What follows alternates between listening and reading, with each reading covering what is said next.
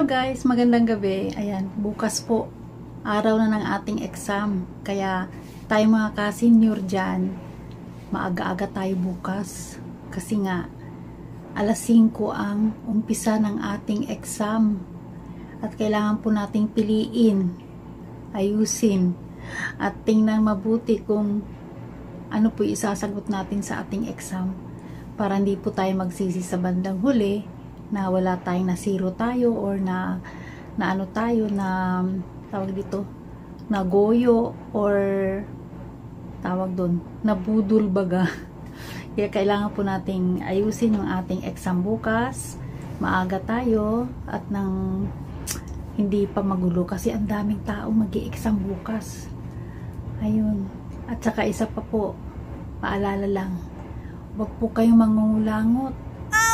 Sa exam natin bukas, yung kamay natin lalagyan ng itim. Ano yan, lalagyan siya ng ink.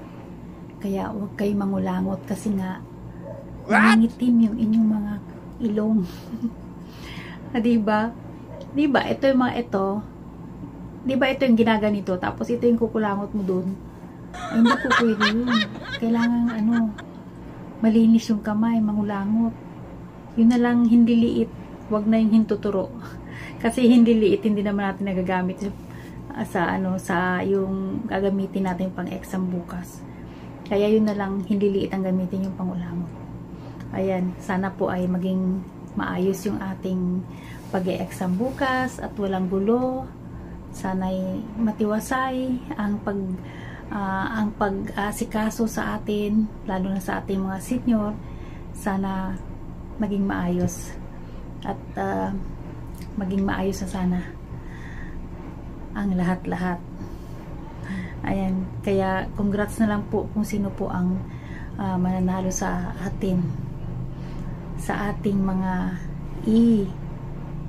iboboto. Ayan, hindi ko kasi mabanggit kasi bawal po kasi yan sa na babanggitin. Hindi po tayo pwede doon kasi nga baka matamaan naman itong ating itong ating account.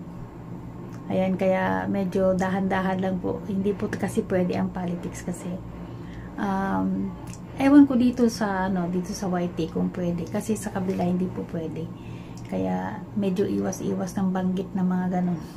Ayan, maraming salamat po sa panonood sa aking mga video.